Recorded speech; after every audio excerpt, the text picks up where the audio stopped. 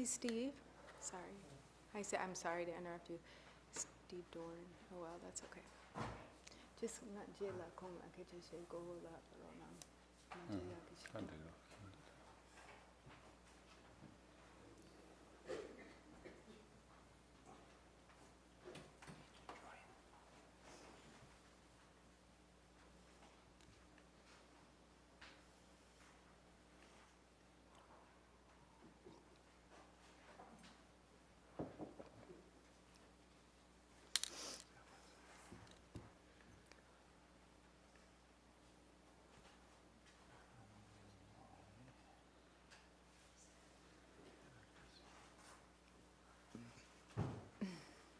I think different. Excuse me.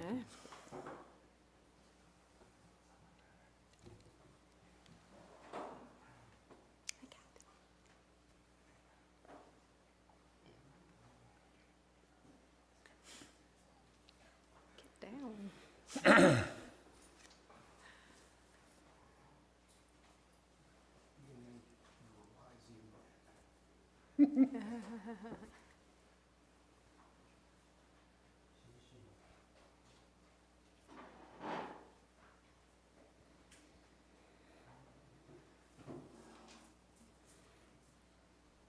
Okay.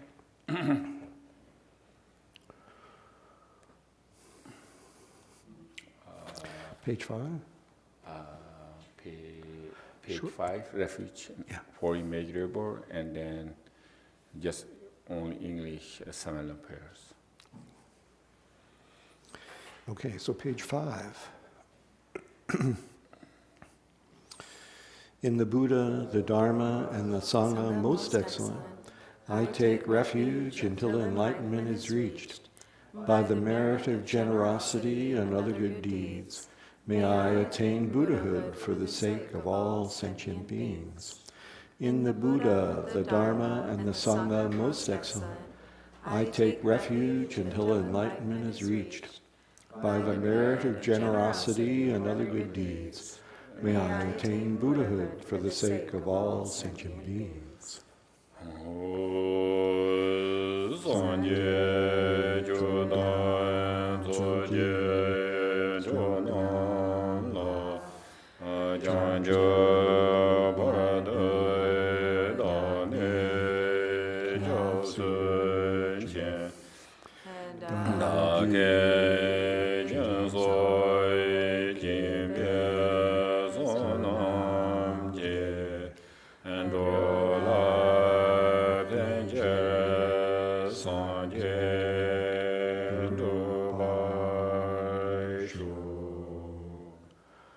May all mother sentient beings, boundless as the sky, have happiness and the causes of happiness. May they be liberated from suffering and the causes of suffering. May they never be separated from the happiness which is free from sorrow. May they rest in equanimity, free from attachment and aversion. May all mother sentient beings, boundless as the sky, have happiness and the causes of happiness. May they be liberated from suffering and the causes of suffering. May they never be separated from the happiness which is free from sorrow. May they rest in equanimity, free from attachment and aversion.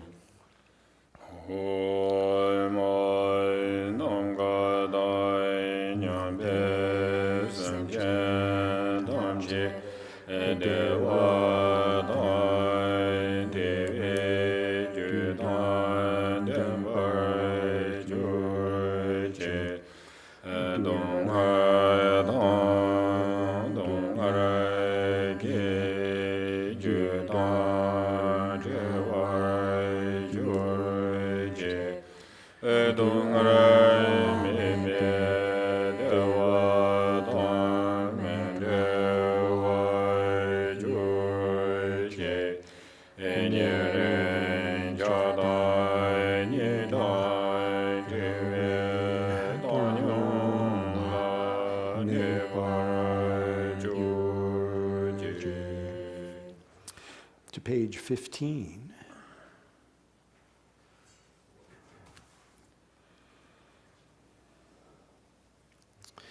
I prostrate to the youthful Manjusri, to those in the worlds of the 10 directions, however many there are, all the lions among humans who appear during the 3 times, to all of them without exception, I pay homage with respectful body, speech, and mind.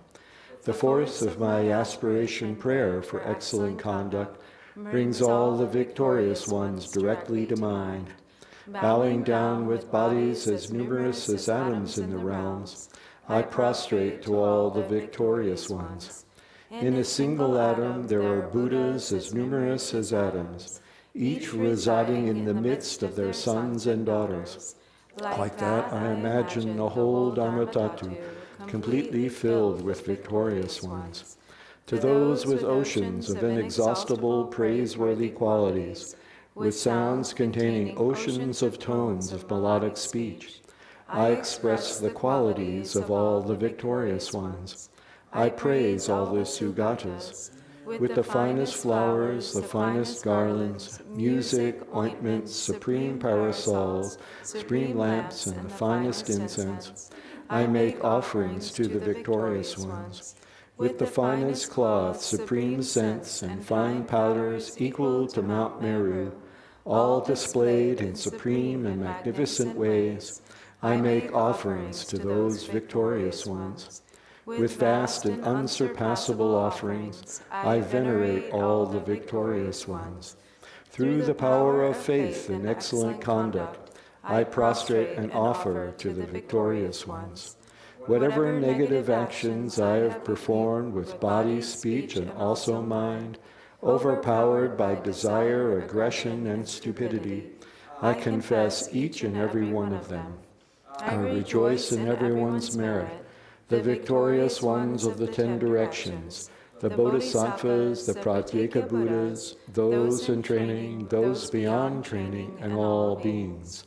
I request the protectors, the lamps of the worlds of the 10 directions, who, passing through the stages of awakening, attain Buddhahood beyond attachment, to turn the unsurpassable Dharma wheel.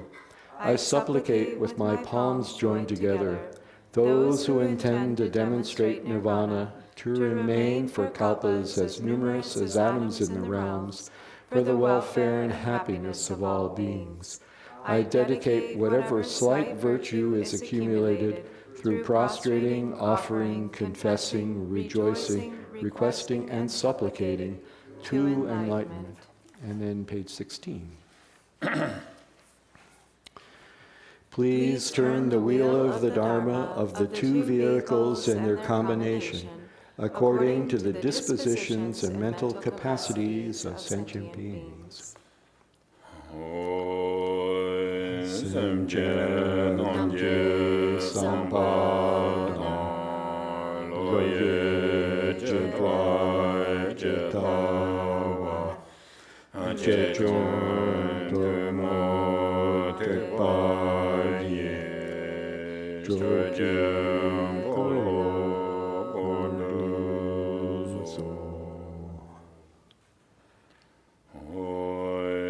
Tamge Doje Jajere Sondro Shenjame Do Duje Bonjombo Zerjelumbo Dawar Jivego Shaji Jarbu Shablo Kujan Se Jime Wazra Doje Jingoro Do Madeke Jingo Je Do Tamje Sebo Kujen Joje Nyamindi Guri Jengu Janse Umi Juji Yengja Podon Do Tudum Sanje Gunje Ngoni Ransum Jugo Ngosum Tonze Be Zawe Lame Shablo Kujanse Kanda Jojo Dongen Jiktiana Deti Lomra Jirwa Kansoda Tender Dombe Chujin Charan Beba Sambarando Watam Jinde Yeshen Namore Alhaye Gidan Lodan Do Jiki Chum Dada Mi Ginam Ne Do Gunje Daki Je Zamba Tam Jiki Do Daki Chuden Do.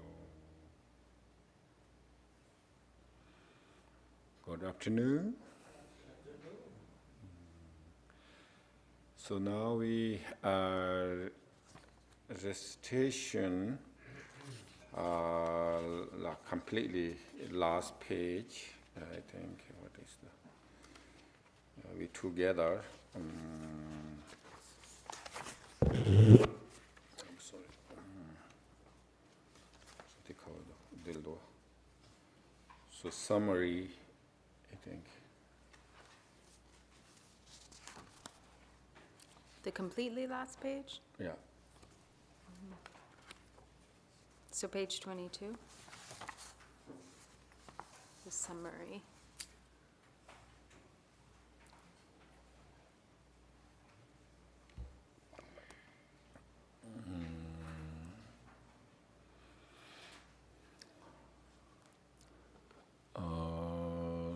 So last page, I think, end. It's on page 22, actually, the very end of the document.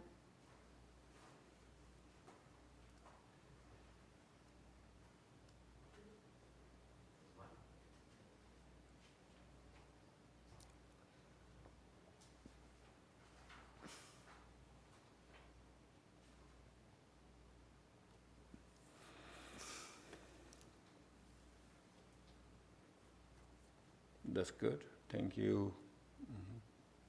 Lisa, Okay, now read you together. want me to? Okay, we read the summary together. Karma, cause, and effect are an infallible truth. There are countless possibilities for actions of body, speech, and mind, followed by corresponding karmic results. The basis for understanding these, however, is through observing the practice of the 10 virtues and avoiding the 10 non-virtues. All the different varieties, situations, and unique dispositions of beings come about through karma. All the different forms of happiness and suffering come about through karma. To all the root and lineage lamas, I pray, please bless me to clearly see the complex web of interdependence based on karma, cause, and effect. Okay. So now, sorry. Now back to where we Back to were, the which page, was sort first of the page. 4 virtues of speech on page 5. No, first page. Oh, first page, yes. Sorry. Thank you. First page, recitation.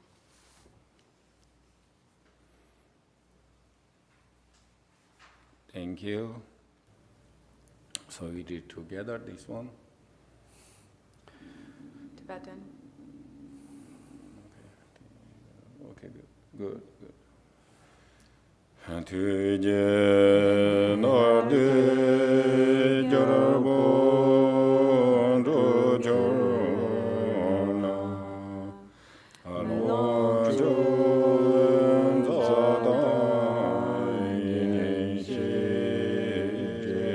jemenda ajeve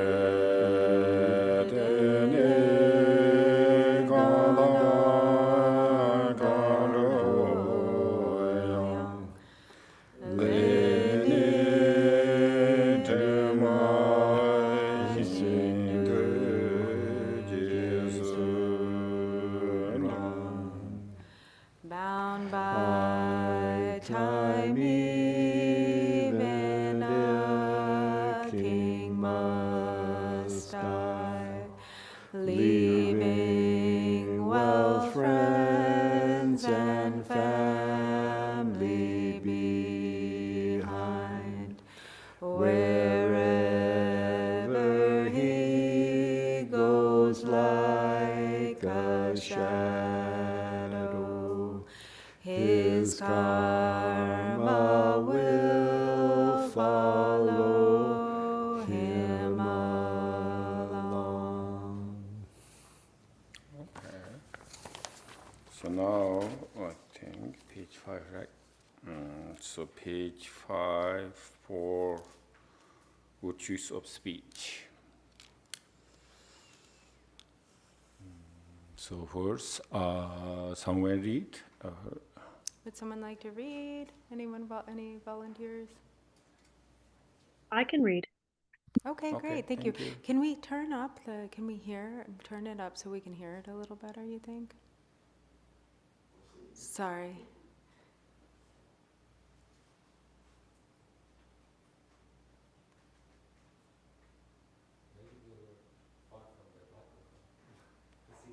Oh, it might be. So I'm not sure who said that, but you're welcome to Yeah.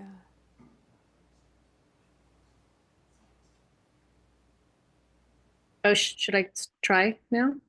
Yeah, that's pretty good. Thank you. Okay. To tell the truth. In the sutras, the Buddha frequently emphasizes the importance of speaking in a way that is honest and truthful. To tell the truth involves being transparent and not speaking in a way that manipulates or hides your true intentions. If you find yourself in a situation that leads to being dishonest, it is better to stay silent. Being honest earns the respect and trust of others. It enables you to be an effective leader capable of benefiting others. In a worldly context, such as running a business, practicing honesty can bring greater security and stability that also leads to better long-term success and greater overall profits. In the context of Dharma, being honest is very important for the collective stability and harmony of the Sangha, not to mention being crucial to your own path of purifying obscurations and gathering accumulations. Reflecting on the importance of telling the truth, you can think, I am so fortunate because understanding the truth of karma, cause, and effect, I have the opportunity to consciously apply myself in virtue. Reflecting again and again on the qualities of truthful speech, contemplate in a way that inspires you to take every opportunity you can to practice the 10 virtues. Thank you. Thank you. Okay, so we can, I don't know, maybe 5 minutes. In a tanga to diorwa, that telling the truth, love the Kozumai body, the inner yanko, uncle inchi mini, the Chikasegorangato. That's my opinion. 직 땅가서 나라 가르치고 고직 나한테 깨쳐다 치 깨쳐도 근데 나라 가르치기요 근데 상마디 인치면이 고 랍고야로지 이거 삼마레 네 튕기요와 but I don't know. So yeah, you know, it's very important to be truthful and honest, to tell the truth. However, Drupon Rinpoche says in his own opinion, this doesn't mean you have to like share things that are not somebody's business. Like meaning, you know, like your family business, your inside things, you can be discreet about those. You know, you don't have to feel like you have to be completely honest, you know, when it comes to like private things that it's not necessary to tell other people. That's his opinion. Okay. So also this we can, everything is the Dharma, right? So Dharma is how benefits, mainly our goal, you know. So like I saying this, where we have family issues, telling the other like outside people. So really helpful or not? So that's Is there a real questioning, benefit you know, in that? maybe worse, you know. So that's kind of thing. Or I just telling the truth, everything I want to say. That's probably not necessary, I think. Okay. So wise, truthful speech. Okay. So 10 and 5 minutes.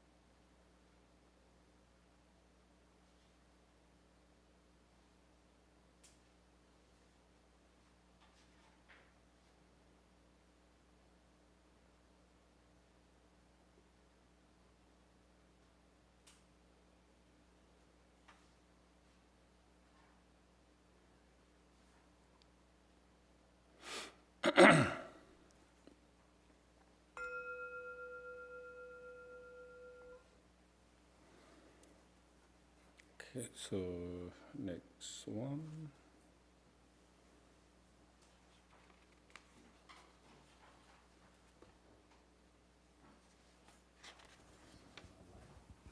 Yeah, would anybody online also like to read? What's that? Or Nathan?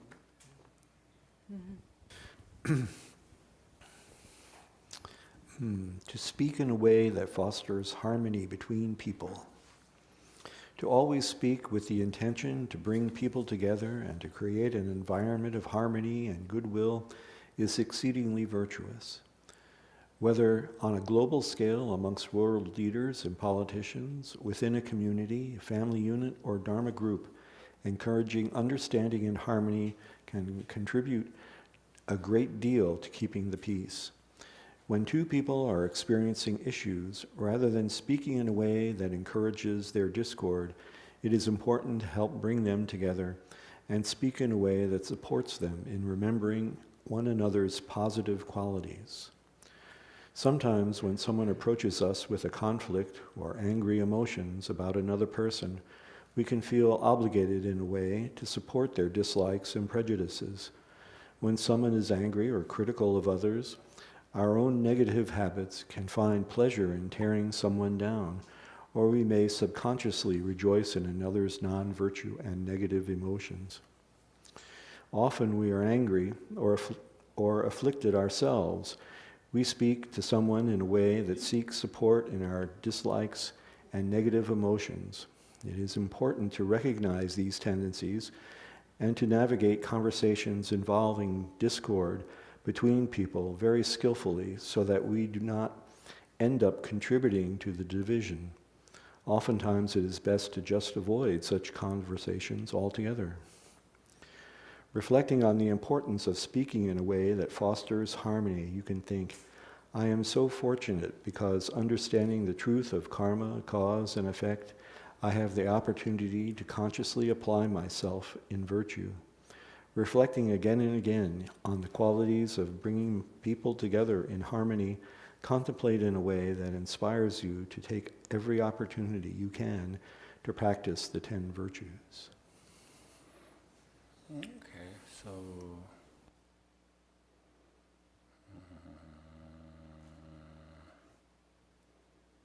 okay, 5 minutes.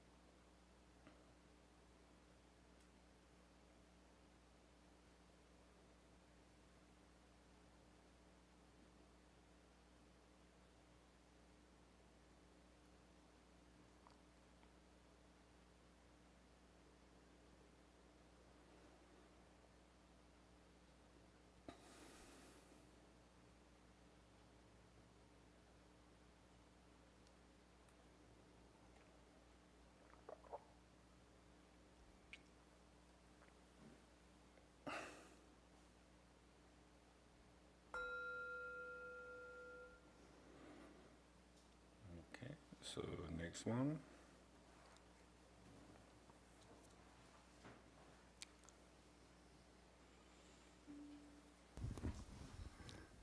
Can someone, so Lincoln doesn't have to get up and down, someone who is easier, maybe?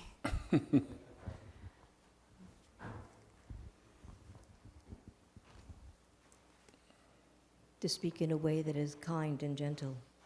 To speak in a way that is kind and gentle is very important. At the outset of any encounter, we should greet others in a friendly manner, always offering a smile and speaking with kindness. This sets a tone of goodwill and brings a feeling of warmth and appreciation. As much as we can, show up with a full presence, excuse me, and with genuine kindness in relating with others. It contributes greatly to our accumulation of merit and brings all-around benefit. The Buddha often spoke of the 4 ways of attracting beings to benefit them with the Dharma.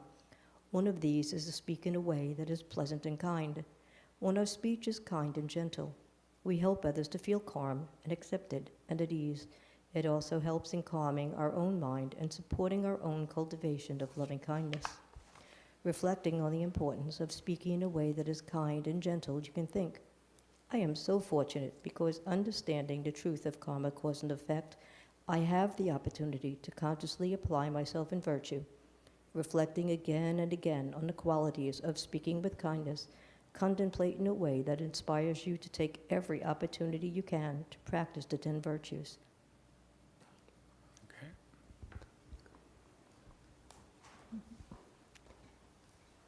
Thanks, Isaac. Yeah, Isaac will be our mic supporting man. We're gonna meditate right now. Yeah.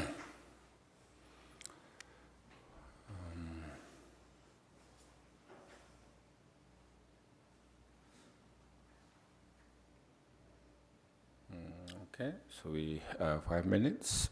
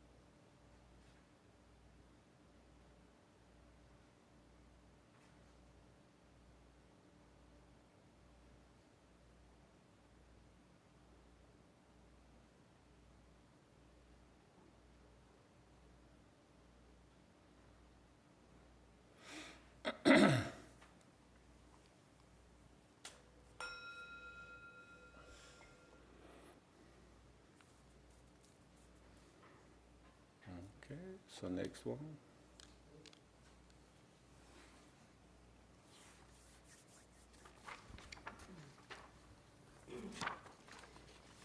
We're at 3 virtues of mind.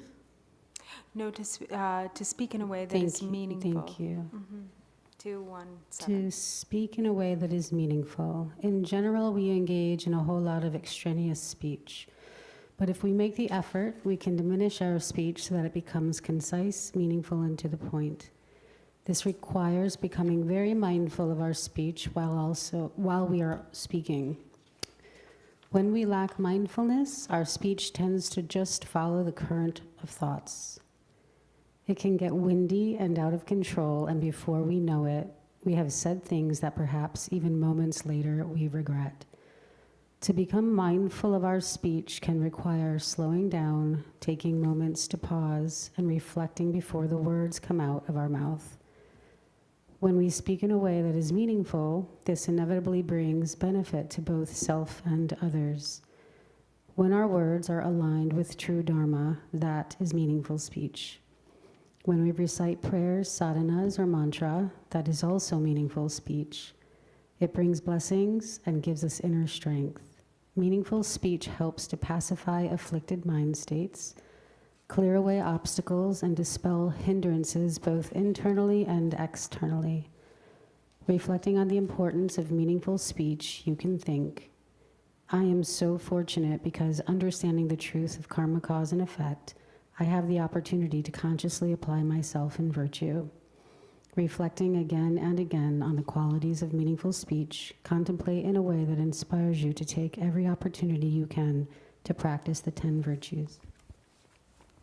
Thank you. Okay, thank you, Dana.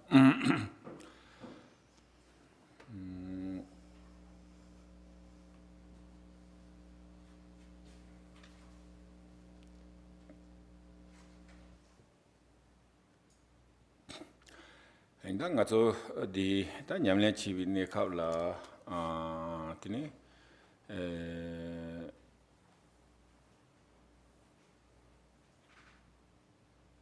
ta nyamlen chi la du tini ko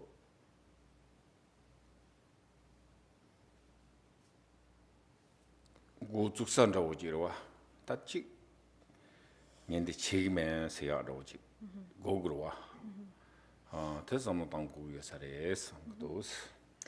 So, when it comes to practicing these things, there's like a starting point. And he says, he thinks that starting point is when you have a feeling like, okay, I'm not going to do such and such.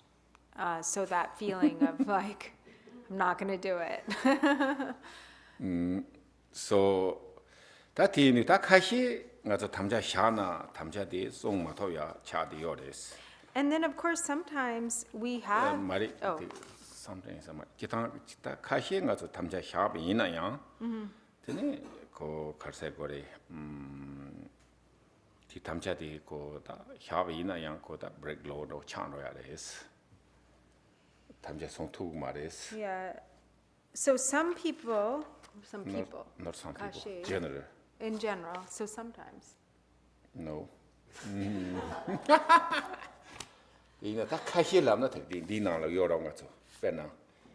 Oh, when it comes to some of these. Yeah. Yeah. Okay.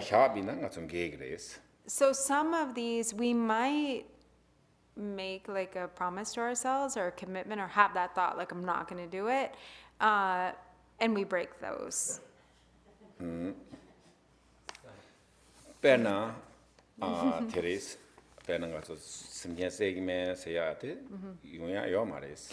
And then some are also like impossible. Like even if we're like, I'm not going to kill sentient beings, but it's impossible to completely avoid killing sentient beings. In that not like non-virtues, but we like a bit thinking here better virtues. Tene But ta pena I don't know so nge koma jagme sambatela 다 ngaranzam bunno dana ko possible ro chagi yores. But there are some that he thinks are actually really possible to completely achieve. Like, I'm not gonna steal, or I'm not gonna take things that aren't like given to me. We can actually really accomplish some of those. So maybe we can next discuss a little bit, maybe tomorrow, and so individually what they can do, and then 다 지기거리스. 내가 첨부 인발라 양레 라본다오지 나랑 출기거리스. 이나야 다 딜라코 줄기요 하나. So, and then sometimes, this is a really important point, he said, sometimes we think, oh, that's easy. I can do that. And we think that we are, but it's tricky. That's it, literally, just what he said. 이나야 다디 지 터바데 다 제탕가도 됐송버데 추지들이 추그 느판로지 통그러와 느파 통마르치와라고 켈레 담찬로지 미비나 되네 고티 느판로지 랩토구여서 말했어.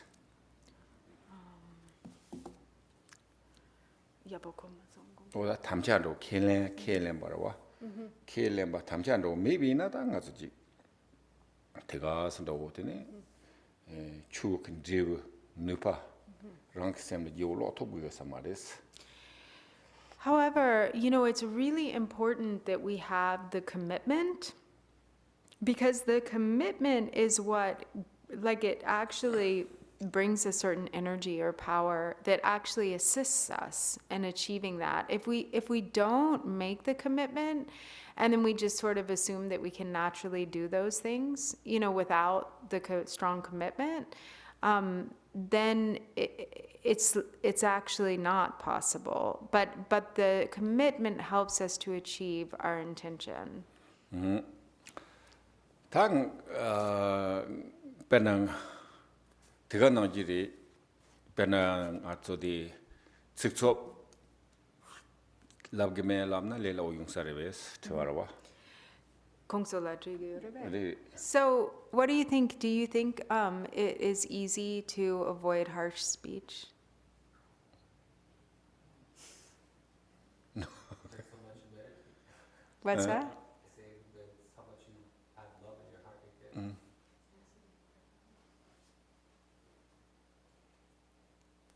I said that the more love you have, the easier it gets. But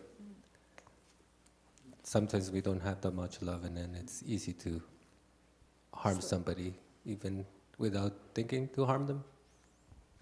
Okay. Thank you, Drupon.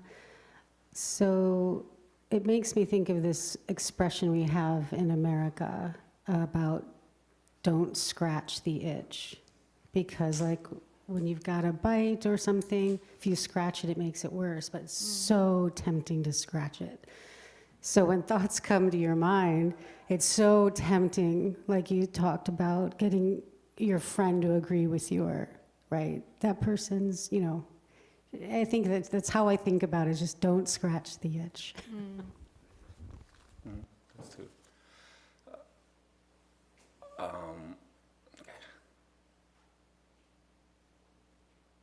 I have a reflection.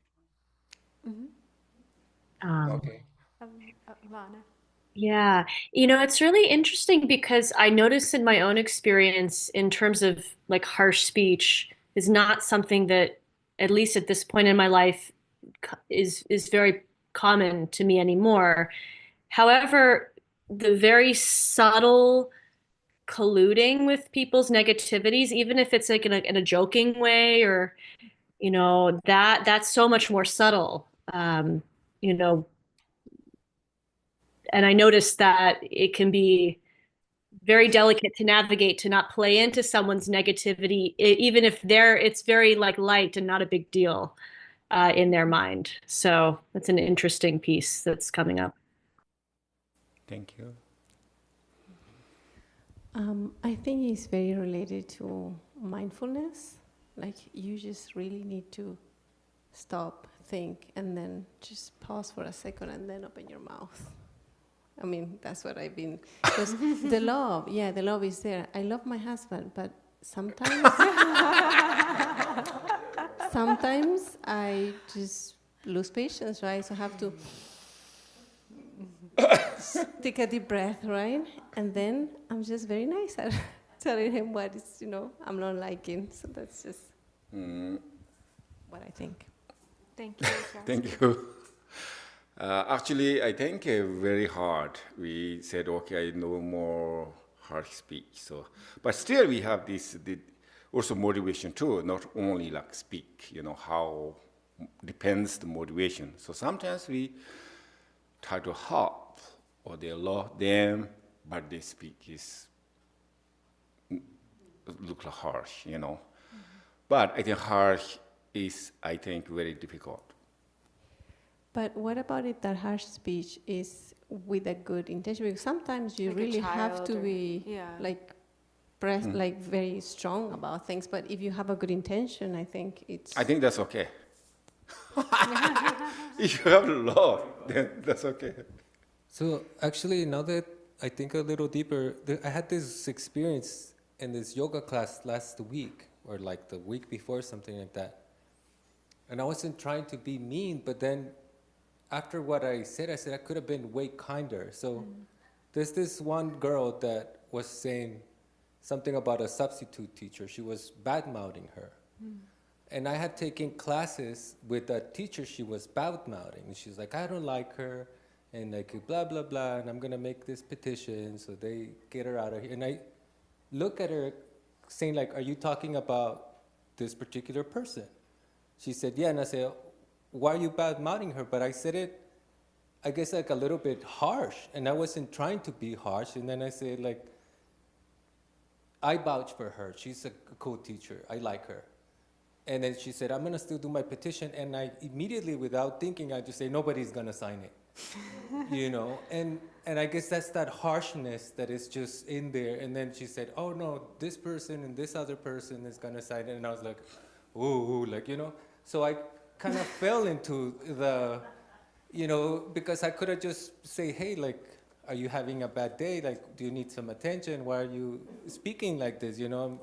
Were you raised like this? Is this just something that you think it's common or something? Because how would you feel? For example, you pointed this one time, you showed me like this, is how you feel. I think I was having some issue with some patients, and I came to you, and you gave me this very good insight, which is to talk to people and say, hey, how would you feel if they were bad-mouthing you or something like this? But it's just like, so yeah, it's hard actually. Okay. Hello? Can I say Yes. something? Oh, go ahead.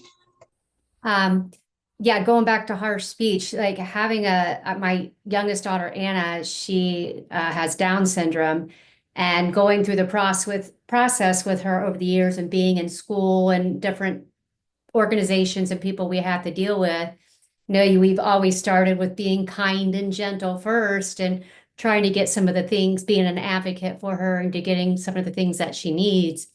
But then when push comes to shove and they're not listening to me and she's not getting what she needs, that's kind of where I kind of flip a switch, or the fierceness or this wrathful part of me comes out, and I'm not gentle, and I still consider it kindness, but it's not. It's a fierceness, and it does become harsh and direct, and it's like a sword, that I'm bringing out. So like you said, I think it's the intention behind it. And if you're just going to be a big jerk, I'm having a bad day, and so I'm going to be mean to everybody and harsh, it's a different story than if it's really out of a desire to help and out of love and compassion for someone. Absolutely. Thank you, Musa. Ray, but more pugu de nata you. Yeah, that is very important. So the most I think love cares. So then whatever we want to show, kind of peaceful, wrathful. So that's okay, So that's the most important part is the motivation or tension, and love. The intention. Yes. And the love is there. Right. So there, I think. So I think myself, I think can do. I think very important, and also not the difficulty part is.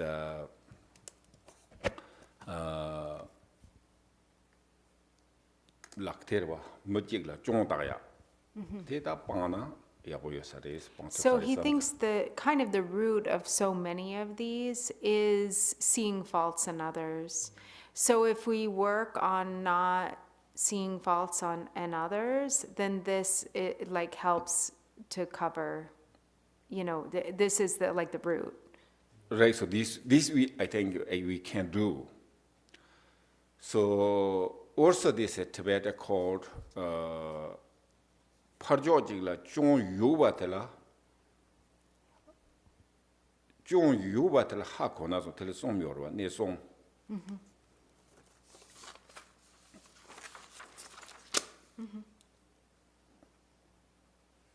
Tonga Mihimbaje laba toba Labatuba? Mihimbaje labgyorwa ko teneta ko teneta ni risha sambandoji tindije maybe na tininge metela tini that criticism chigmen say ko tamjandoji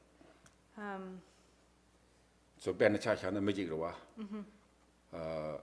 parjo mejigla choran ko be mo changbo yosamare ndo lamna wa de changbo hakkunde changbo yosamare lamna yamena changbo mebi choran changbo mebi jumsen choran hakuyo na tene me himbaje choran changbo yo maris labyo na tene choran ke zamna ta tene changbo medo zamba tene yona ta ko lamna dingirwa ina ti som mewa ta 가서 독하다 남포 사서 그렇고 정보 요나면 티 팽이 말와 틴디 김맥직라 틴디 좀 메와라 녀자원이 책임에서 야 담자샤나 샤토 그래서 그도 승리선나라. So, sometimes it's like it sounds like what he's saying is that there's like rightfully we see faults in others. But this has there are three things that have to be present. One is you have to witness like something very specific that signifies this fault.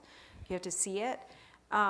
Secondly, it has to be confirmed by someone else, like someone else has had the same experience or they have witnessed the same thing, for instance. And therefore, and it is, so like if someone says to you, oh, like that person is a thief, right? And you've seen that person stealing and that they've seen that person stealing. And then you have this confirmation and then it's said like, for sure, yes, that's the case. Then it's like this grounded evidence. But he said that very often what happens is we just like have a feeling or a hunch, right, about someone. And then we just decide that they have this fault without really having any real supporting evidence. So in that case, like when it's like that, those are the kinds of kind of criticisms and accusations that we just have to cut out. Right, so no longer, that's kind of like permits, I not say. So like three evidence, yes, you can say that, So like I say, it's an example good, thief, whatever. So I saw he's stealing, and somebody tell me he's stealing, and then it looks like stealer, Like so there you can discuss, you can talk.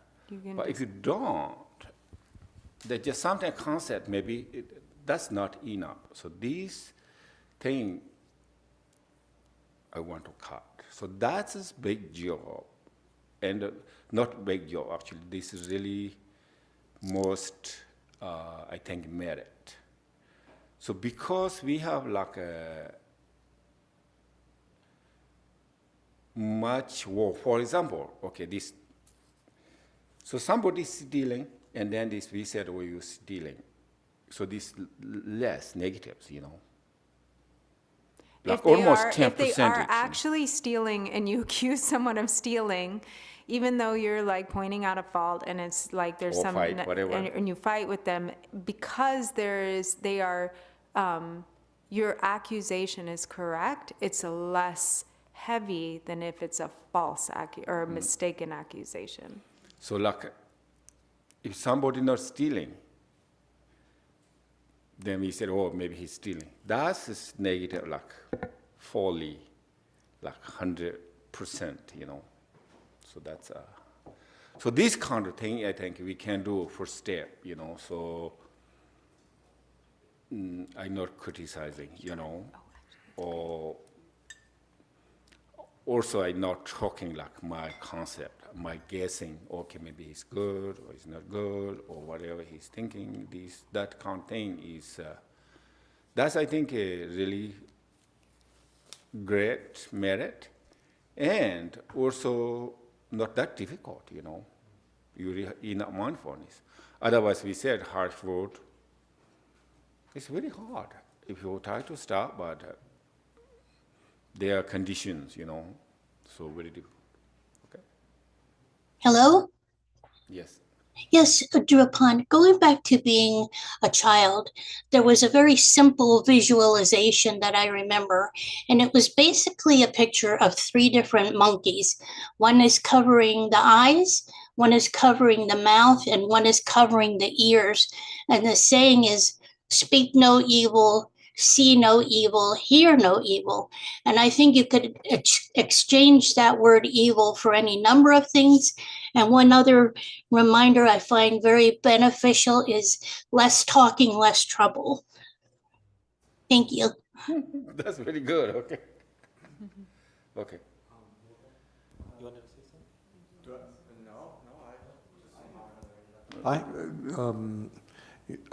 I have a comment.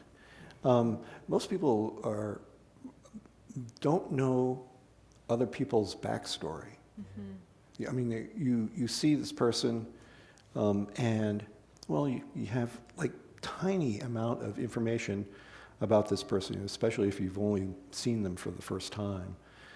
But there's a tendency to sort of jump to a conclusion, or perhaps what we're talking about is like we tend to jump to a conclusion about this person, and we're just really just not correct. There's no reason for a dispute. There's no reason for anything because we simply don't know where they're coming from. Mm-hmm. And so,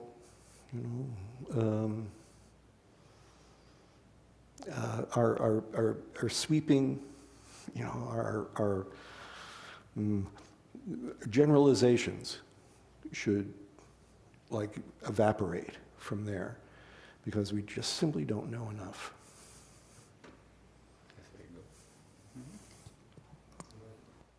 Hello.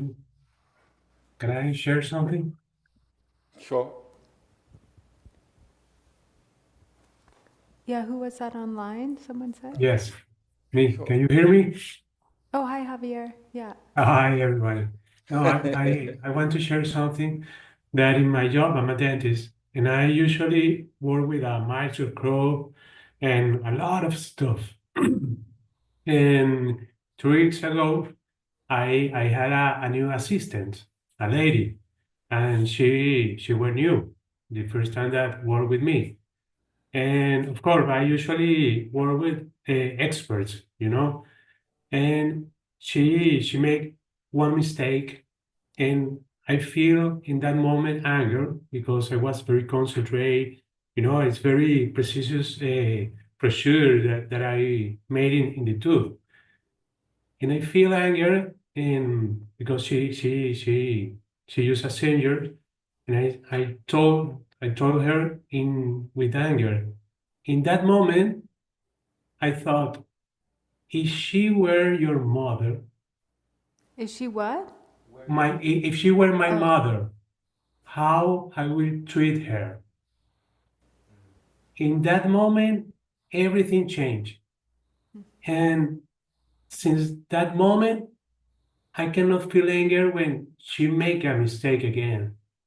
And I work with her 2 days more, And it was for me impossible to feel anger when she made a mistake, because I start to see her like my mother, because she is older than me. And I want to share this because it was very amazing way, very helpful for me when I see someone as my mother, and she transformed everything, my perception. And I want to share this. Thank you. Thank you. That's really powerful. Thank you. Very good. Thank you. I find personally it's easier to train the mouth than to train the mind. The mind comes up with something, and I have this mantra that I've remembered Buddhism a long time ago: truthful, necessary, and kind. Mm-hmm. If it's not truthful, if it's not necessary, it's not kind. Don't say it. So, but it's hard not to have the thought come up. But sometimes it's a little bit easier, as I'm getting older, to just let it go. But it's not easy. That's good. Good.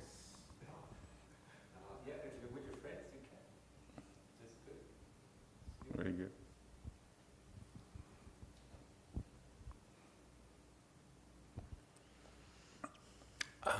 So then, yeah, also here we see virtues, so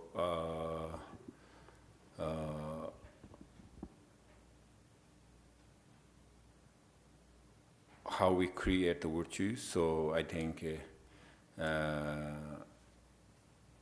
really is that everybody, even though like worldly sense, their qualities, everyone. So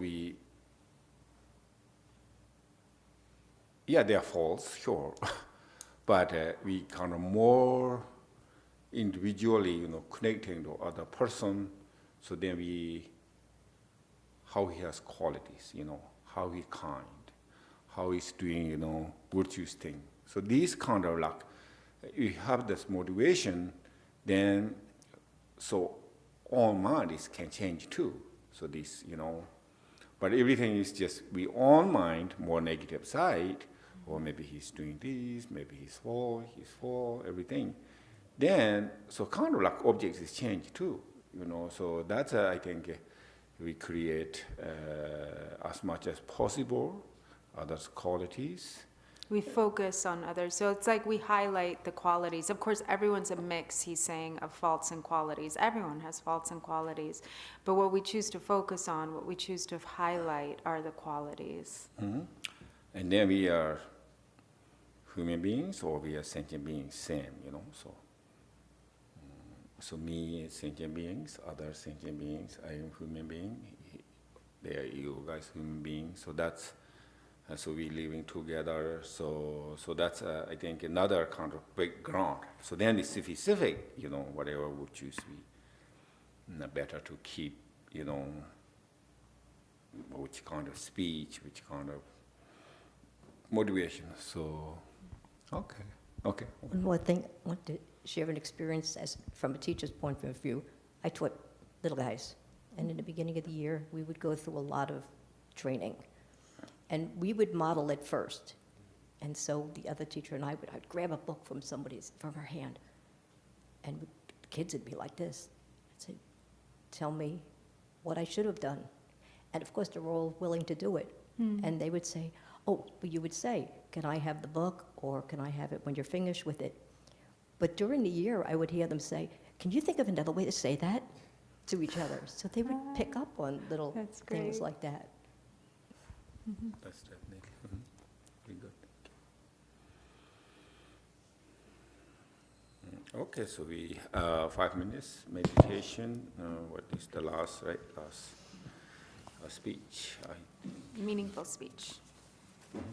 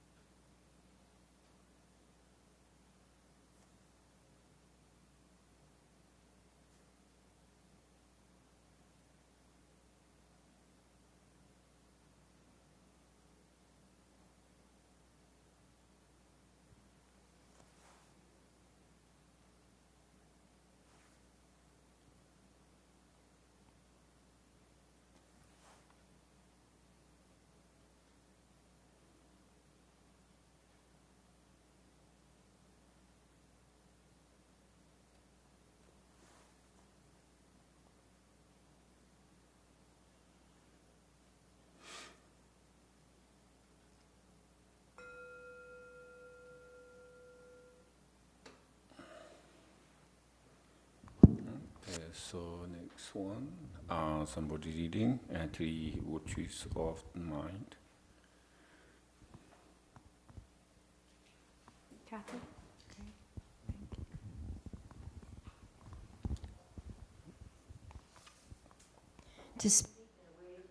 Oh, actually, it's the next one. The three virtues of mind. So to diminish attachments. Is it working? Mm-hmm.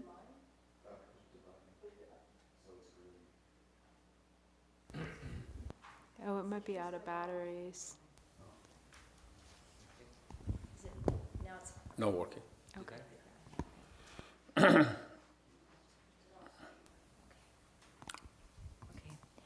To diminish attachments and to cultivate an attitude of giving.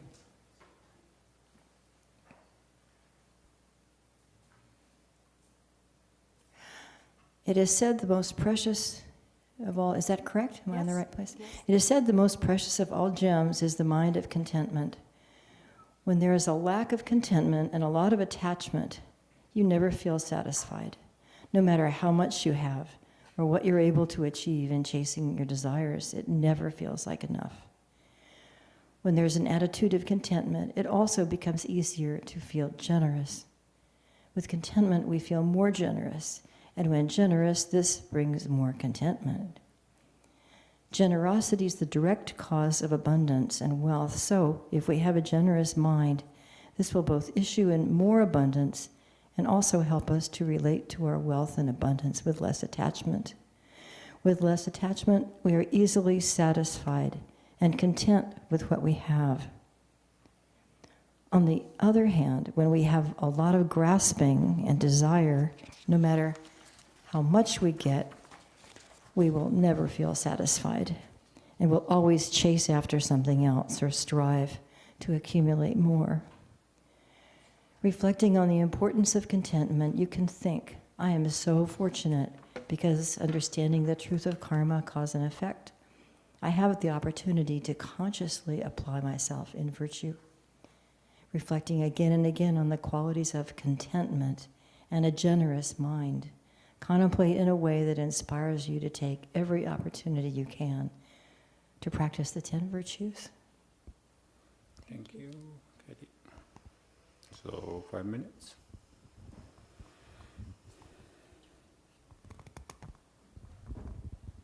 Or we have a break, I don't know. Now we contemplate. Maybe a short break? Yeah. Okay.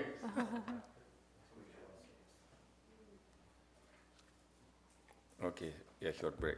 Short break, and then we come back and meditate on what we just read? Yeah. Okay. So how much break? Yeah, how much, Drupon?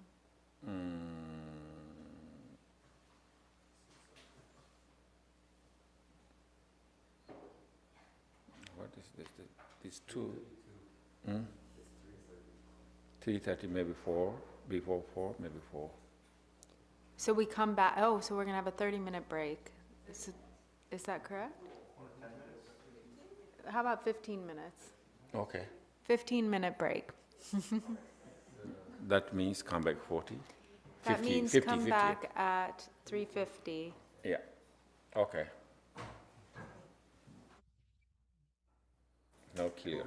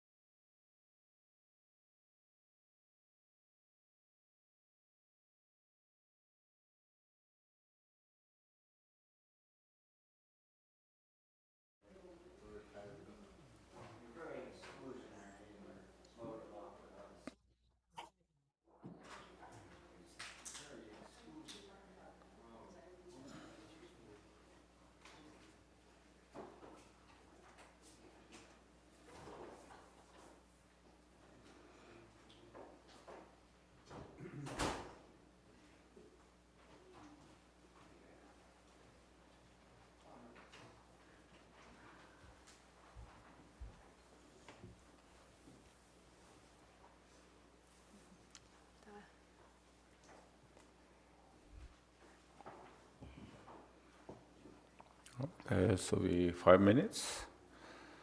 Contemplation is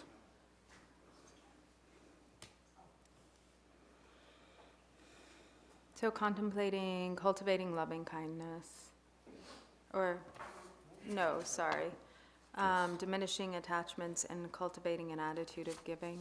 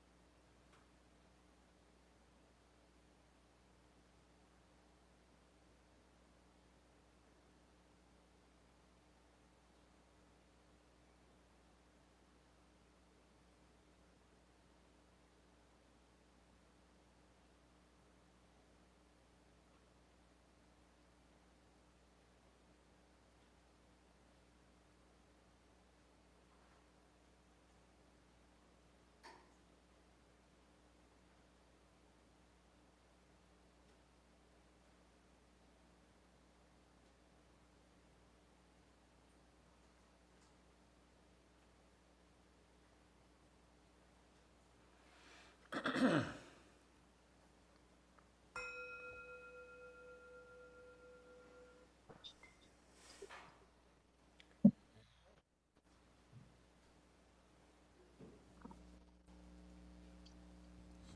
one.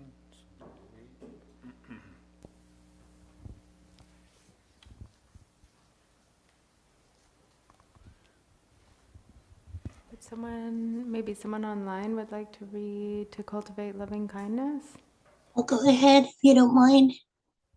Sure. To cultivate loving kindness, the root of all the 84,000 categories of Dharma is loving kindness, compassion, and bodhicitta. Any individual who has a genuine heart of love is an attractive person. With loving kindness, there comes a special kind of radiance and charisma. Such an individual gains respect naturally from everyone, regardless of position, status, or achievements. They are someone that anyone can look up to and feel inspired by. Someone with true loving kindness has no outer enemies. Animals, benevolent non-human spirits, and celestial beings gather around them, and the places where they dwell become peaceful and pleasant environments. Reflecting on the importance of loving kindness, you can think, I am so fortunate because understanding the truth of karma, cause and effect, I have the opportunity to consciously apply myself in virtue. Reflecting again and again on the qualities of loving kindness, contemplate in a way that inspires you to take every opportunity you can to practice the 10 virtues. Thank you. Thank you. Thank you, Lisa. 다테와 제탕가서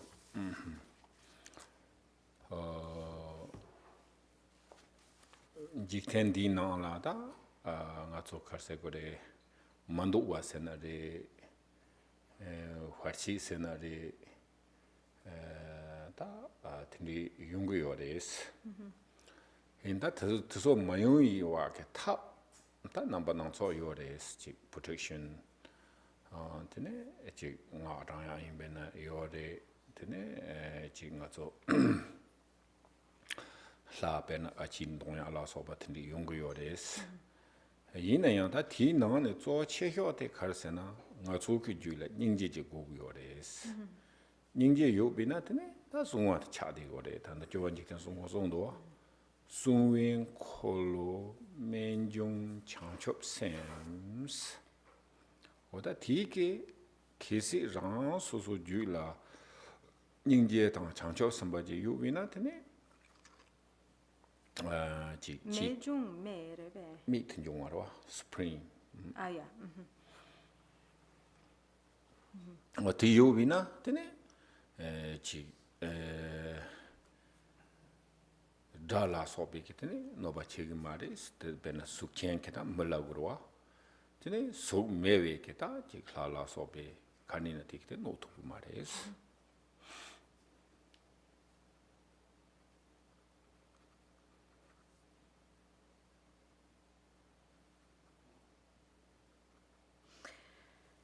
So in this world, there are lots of obstacles and unfortunate things, difficulties that can befall us. And there are a lot of ways to counteract these, like protection amulets, mantras, practicing achi, so forth. And these can help. But the most effective way to avert obstacles and to create, protection is through cultivating a mind of love and compassion. So as Jigten Sumgun says, the supreme sphere of protection is bodhicitta. And so if you have love, if you have compassion, if you have bodhicitta, this automatically protects you from human harm, from non-human harm, spirits, entities, other beings. If there is compassion, then you are protected. Okay, so 5 minutes.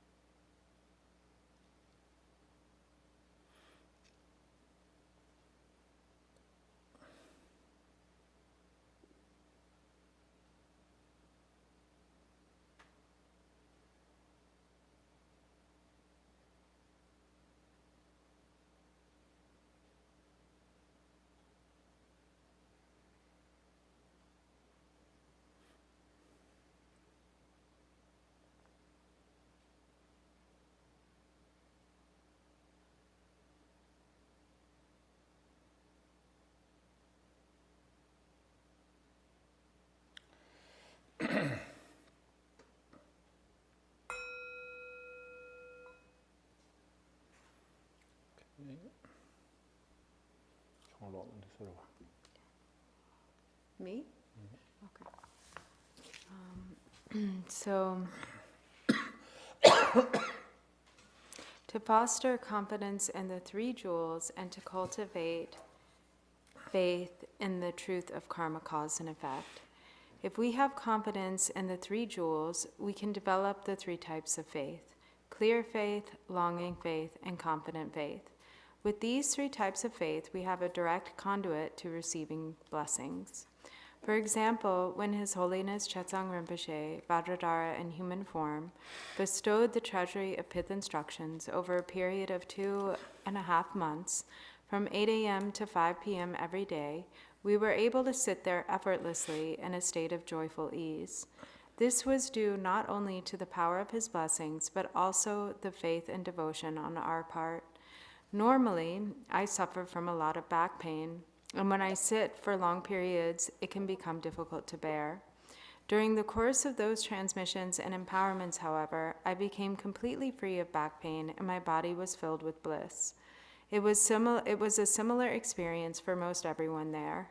When we are able to regard the teacher, the teachings, the time, the place, and the retinue with an attitude of pure view and the three types of faith, we will easily give rise to inner experience and realization. In the same way, when we develop understanding and know with full certainty the truth of karma, cause, and effect, we become more accepting of whatever comes our way in life. We become capable of bringing everything we experience onto the path of practice. We understand with complete certainty that all our difficulties and misfortunes are the results of the causes we ourselves have created. Likewise, we become sure that all of our happiness and good fortune is the outcome of our merit. With confidence in the law of karma and clear about the importance of each and every action of body, speech, and mind, we have the power to create conditions that lead to true happiness and well-being. Reflecting on the importance of confidence in the three jewels and faith in the truth of karma, cause, and effect, you can think, I am so fortunate because understanding the truth of karma, cause, and effect, I have the opportunity to consciously apply myself in virtue. Reflecting again and again on fostering confidence in the three jewels and faith in karma, contemplate in a way that inspires you to take every opportunity you can to practice the 10 virtues. Thank you. 5 minutes.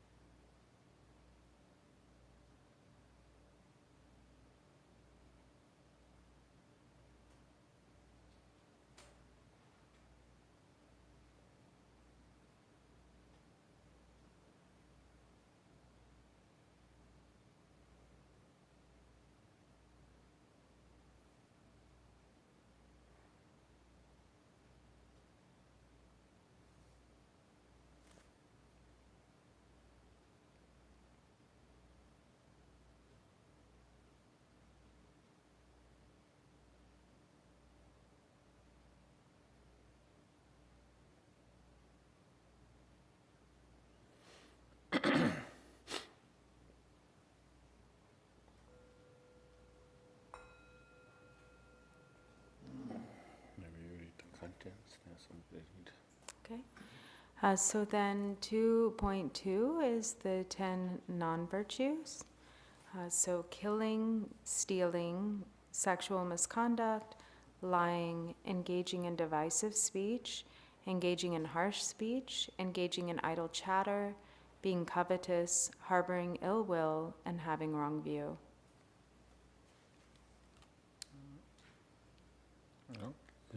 So someone read. Yeah, go for it, Steve. Sure. Okay. My karma that we be speaking of. Your karma.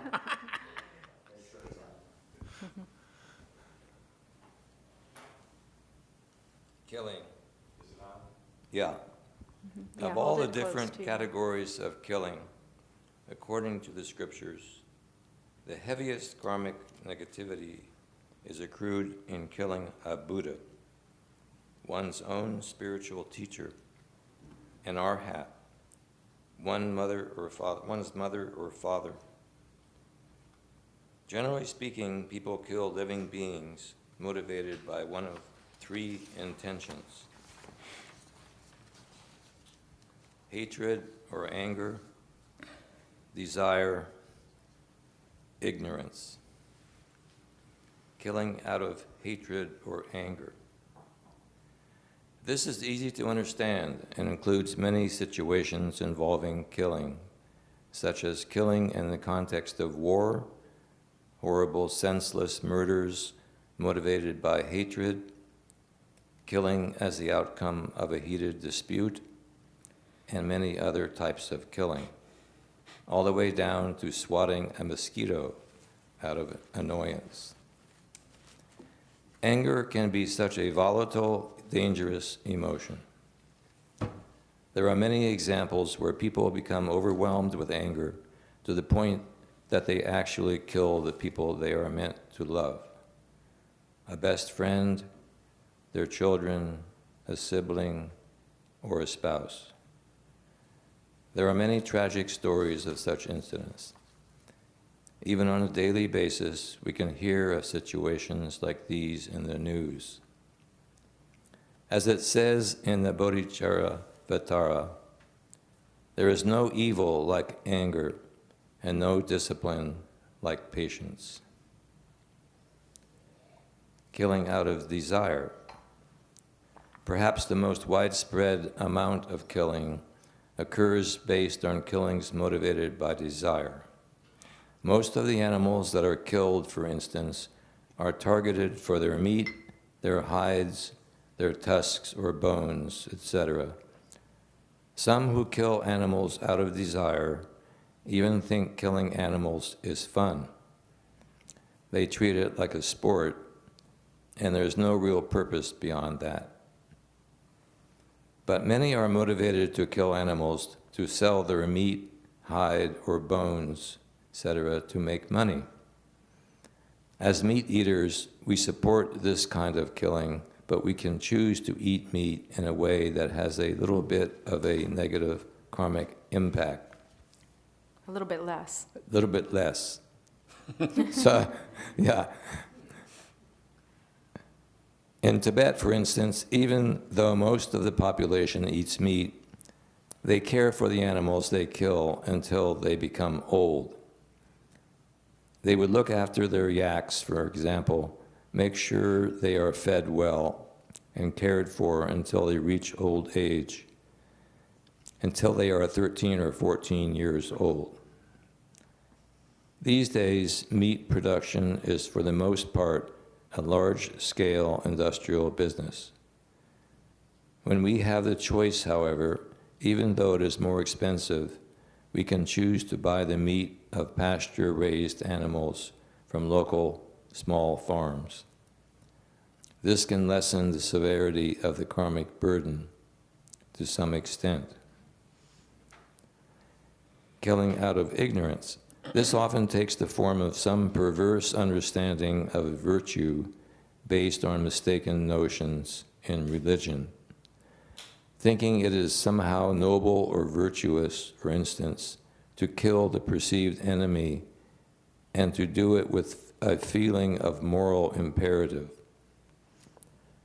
Another example would be performing animal or human sacrifices, thinking this will win some sort of salvation or assistance from the gods or entities receiving the offering.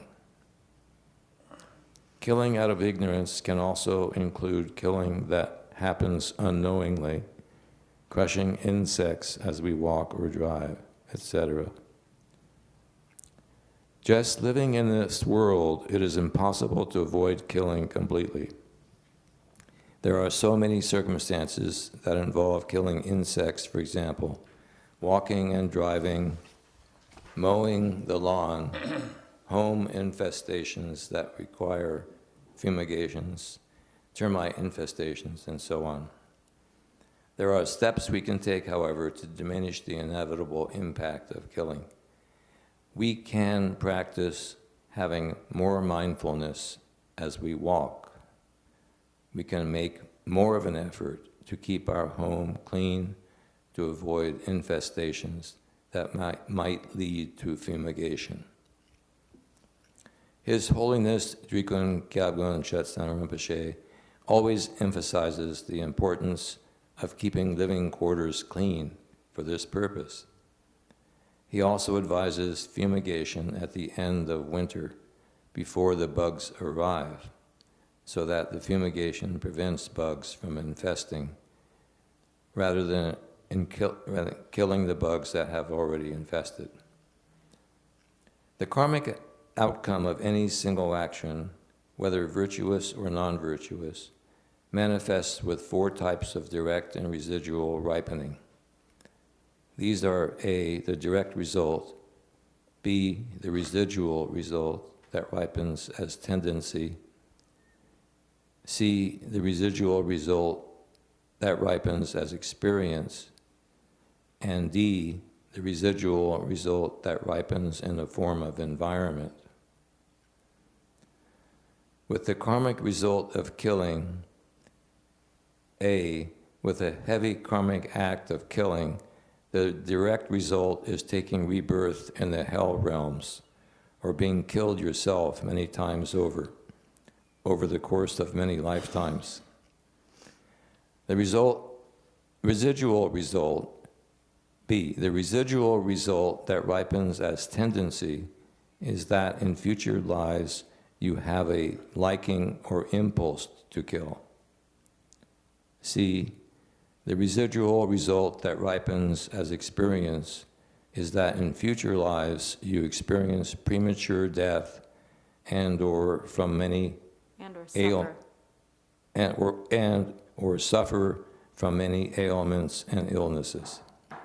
D, the residual result that ripens in the form of environment is that in future lives you are born in harsh, rugged, and unattractive landscapes, rough wastelands, or dangerous, violent places, such as war zones. Reflecting on the dangers of killing, you can think, I am so fortunate because understanding the truth of karma, cause and effect, I have the opportunity to consciously apply myself in virtue and avoid non-virtue. Reflecting again and again on the faults and dangers of killing, contemplate in a way that inspires you to take every opportunity you can to avoid the 10 non-virtues. Thank you, SD. So we are 10 minutes? Or 5 minutes, sorry.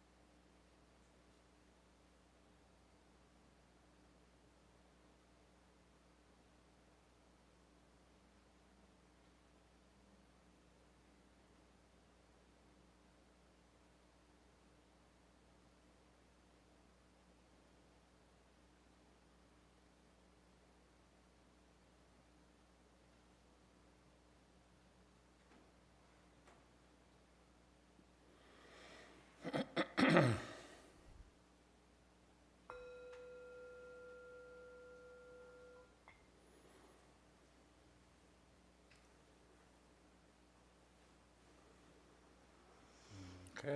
so someone online or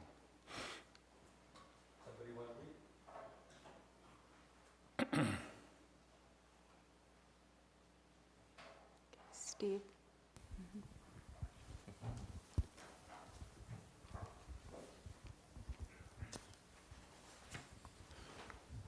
Stealing. Of all the different categories of stealing, according to the scriptures, the heaviest karmic stealing is accrued in stealing from the three jewels. Misappropriating or stealing what was intended as an offering to the three jewels or Dharma community, items that are intended for a temple, holy place, monastery, or Dharma center. There are generally three ways that stealing occurs. Stealing by force, stealing by stealth, stealing through manipulation or deception. Stealing by force. This is pretty self-explanatory and includes any act of taking something overtly from someone without their permission, and includes examples like the ambushing of robbers and bandits. Stealing by stealth. This is perhaps the most common form of outright stealing. It involves taking something that doesn't belong to you, without permission, in a way that is secretive. This includes the stealing of thieves who break into homes during the night, but also can include a seemingly more benign type of thievery that is perhaps more relatable. Secretly taking something with an attitude, oh, they have many, they won't miss this. It may be there, it may be there is... Oh, should be comma. It may be comma. So thanks. Yeah. It may be there is initially no intention to steal, but the circumstances that arise lead you to take something that isn't rightfully yours. Like, for instance, you go to a monastery or retreat center, you see something you could use at home, and you think, they don't really need this, and no one will know if I take it. It is not really such a big deal. They won't even notice that it's gone. This kind of stealing may feel harmless, but there can be very big karmic consequences. Stealing something even as seemingly small and insignificant as a broom from a monastery or Dharma center can lead, it is said, to a terrible rebirth in the occasional hells where the consciousness gets stuck in inanimate objects. Stealing through manipulation or deception. Often this kind of stealing isn't even recognized as stealing, sometimes on the part of one who is manipulating, sometimes on the part of one who is manipulated, sometimes on the part of both.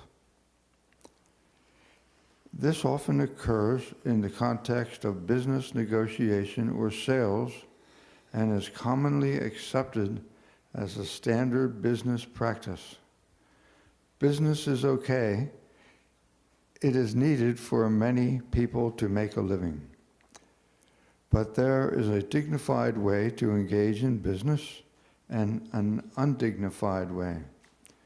The undignified way is only focused on self-gain and often necessitates a loss for someone else. These days, this is so common. People take advantage of each other to make money. Everyone is always trying to get the biggest profit possible without any concern for the impact it has on others. People sell products for much more than they're worth, advertise with false claims, etc. We should make an effort to be careful about this, whether concerning our own livelihood or in the context of running a Dharma center. Our teachers are very precious, and the Dharma is very precious. We want to attract people, and we also need to generate income to support the Dharma center and to be able to make appropriate offerings. But we have to be careful that our objective never becomes more about generating income and less about benefiting beings. Yes, it is necessary to make money, but first and foremost, our intention should always be rooted in benefiting others. Regarding the 4 types of direct and residual karmic ripening in the context of stealing, A, with a very heavy karmic act of stealing, the direct result is taking rebirth in the realms of hungry ghosts or becoming the victim of stealing yourself many times over and over the course of many lifetimes. B, the residual result that ripens as tendency is that in the future lives you have a liking or impulse to steal. C, the residual result that ripens as experience is that in future lives you experience poverty or have difficulty accumulating and hanging on to wealth. D, the residual result that happens in the form of environment that is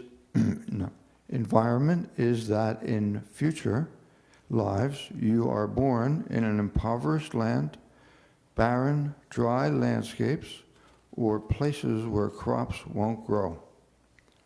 Reflecting on the dangers of stealing, you can think, I am so fortunate because understanding the truth of karma, cause and effect, I have the opportunity to consciously apply myself in virtue and avoid non-virtue. Reflecting again and again on the faults and dangers of stealing, contemplate in a way that inspires you to take every opportunity you can to avoid the 10 non-virtues. Thank you, Steve. So now we 5 minutes.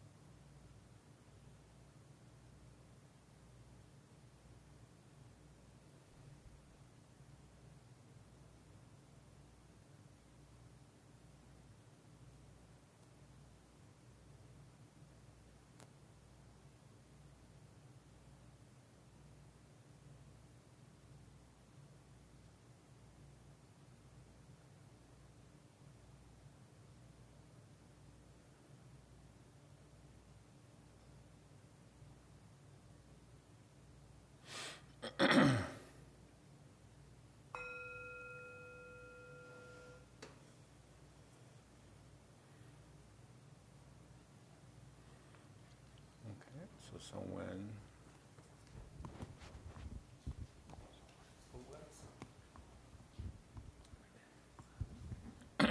What page are we on? 13. Sexual misconduct. Oh, right. Sexual misconduct. Talk about karma. Here we go. Of all the different potential cases of sexual misconduct, according to the scriptures, the heaviest karmic negativity is accrued in sexually violating a male or female arhat. There are many details regarding specific sexual acts that constitute sexual misconduct found in the Vinaya, but for lay practitioners who have not taken vows of celibacy, for the most part, sexual misconduct can be defined as any kind of sexual activity that causes harm. Some examples are incest. It is traditionally said that this refers to anyone less than 7 generations removed. Rape or non-consensual sexual activity. Sexual activity with a minor.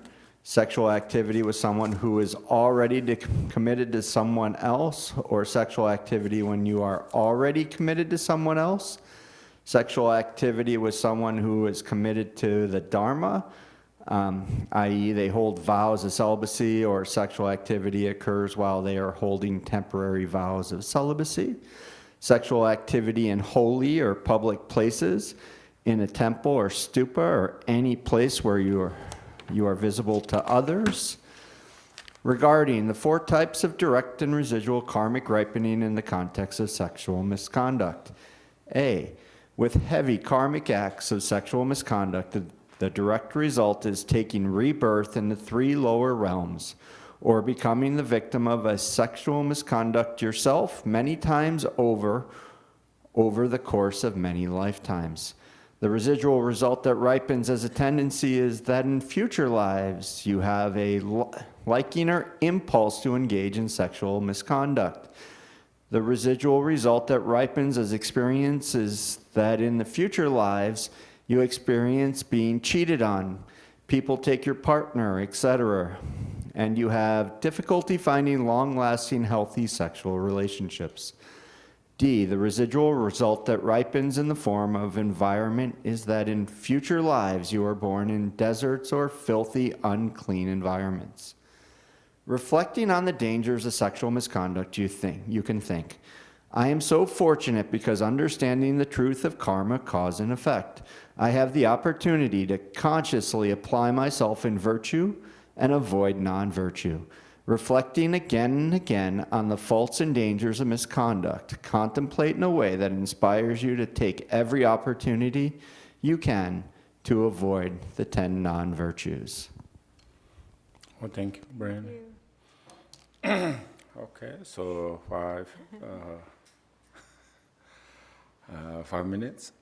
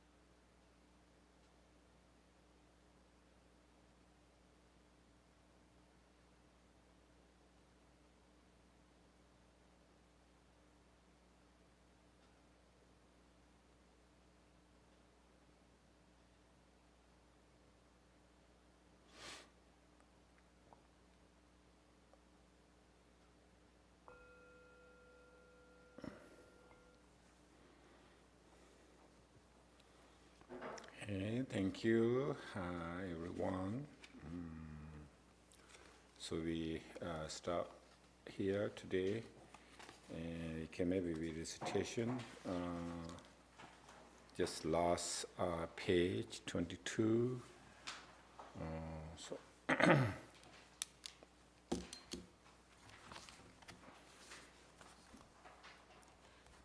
we'll recite. I see.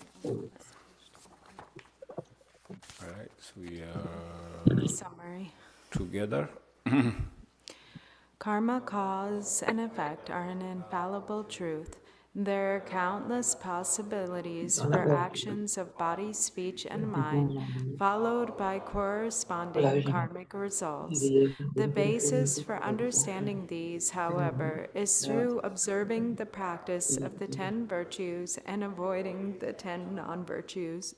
All the different varieties, situations, and unique dispositions of beings come about through karma. All the different forms of happiness and suffering come about through karma.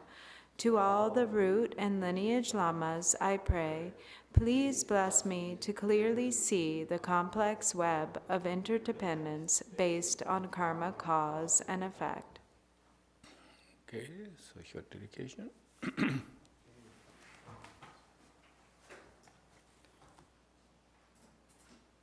To page 24.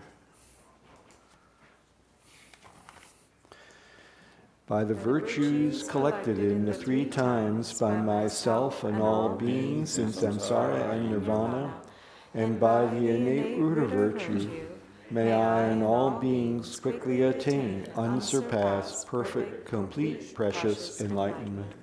May the teachings of the great Drupon Ratna Shri, who is omniscient, Lord of the Dharma, Master of interdependence, continue and increase through study, practice, contemplation, and meditation until the end of samsara. And then to page 19. Bodhicitta, the excellent and precious mind, where it is unborn, may it arise. Where it is born, may it not decline, but ever increase higher and higher. Jangju Senjo Rinpoche Ma Ke Banan Ke Gyurje Ke Banyam Pa Me Parayam Gong Ne Gong Du Pevajo Jangju Senjo Rinpoche Ma Ke Banan Ke Gyurje Ke Banyam Pa Me Parayam Gong Ne Gong Du Pevajo.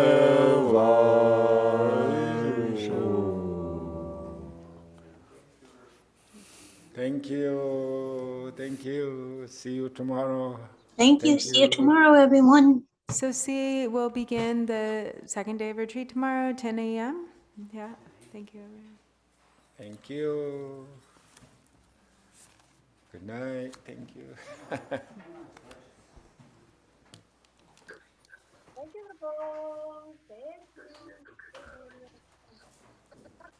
you.